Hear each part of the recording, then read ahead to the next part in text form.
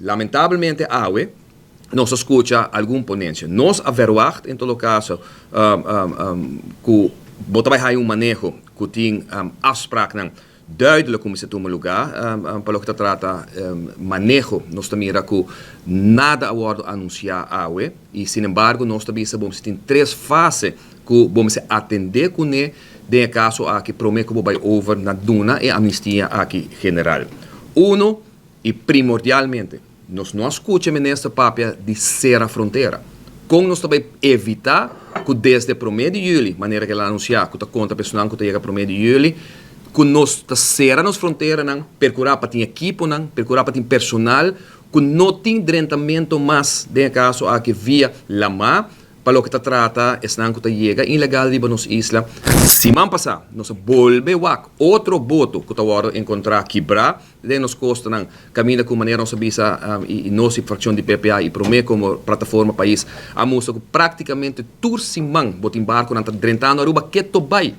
e nós não escuta nesta papia de que promete que bem que amnistia nós estamos nós estamos de acordo nós estamos não vociferar para bem que amnistia aqui pero por mestre tem promete decisão que bota ser fronteira passou se não bota basic maneira macabi bisurato passar bota basic mop e flur com cramchi abrir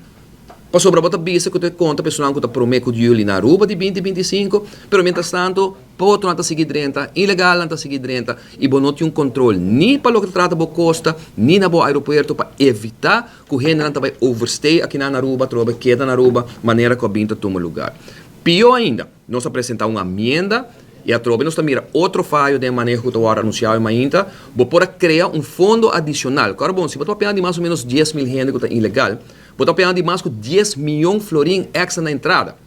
de lo que está leis pago por permiso nós está querendo que gente que está ilegal em todo caso tem a obrigação de pagar para estar ilegal que eu vou criar fundo adicional também for de grupo aqui caminho que eu vou criar o pressuposto necessário para ter drones na nossa fronteira invertir em equipo invertir em personal que não tem no momento aqui tanto KPA tanto waar nos costa que avisa nos que não tem nenhum de caso aqui bevoegdheid para poder controlar fronteira pero pior ainda douane que está suposto controlar nas fronteiras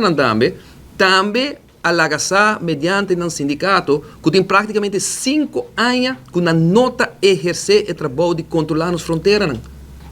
Que pergunta tá no ministro, quem está controlando as fronteiras então?